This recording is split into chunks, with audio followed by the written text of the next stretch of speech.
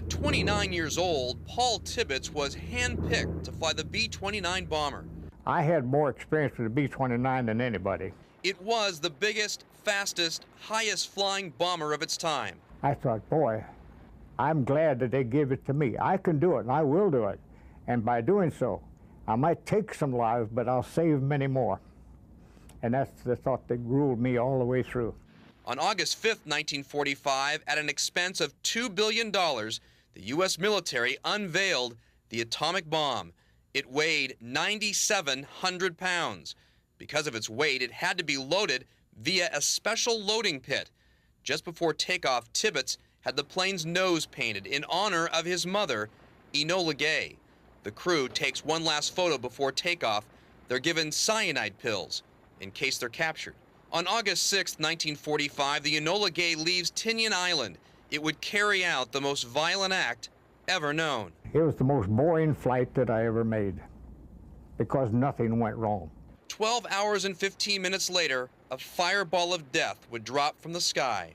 The sky in front of me lit up like nothing you have ever seen. And then wham, we got hit by that shock wave. Tibbets banks the plane hard to escape the blast. He has just 41 seconds to turn it 10 miles. The first shock wave registered 2.5 G-forces on the airplane. Yeah, that was a good kick in the pants. Tibbets wore welder goggles like these to protect his eyes from the blast. He realized he couldn't see the instrument panels in front of him, so he took them off. But there's something he couldn't escape, the radiation. He says he could actually taste it in his mouth. I was in the turn when that happened. Then I tasted it. And it was like biting on metal. I tell everybody it's like putting a piece of metal in your mouth and, you know, like a sucker. 22 tons of TNT would strike Hiroshima. In this rare film interview a week after the bombing, Tibbets describes what his eyes have just seen. We saw this cloud of boiling dust and debris below us with this tremendous mushroom on top. Beneath that was hidden the ruins of the city of Hiroshima. The temperature at the center of the bomb reached 120 million degrees. 70,000 people are killed. The war ended, but not the dying.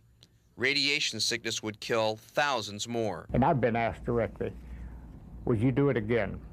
If you give me the same circumstances, I would not hesitate. And I've never lost a night's sleep. 56 years after the U.S. dropped the atomic bomb, the debate continues about the merits of the mission, a mission that forever changed the face of warfare and showed what destructive force man is capable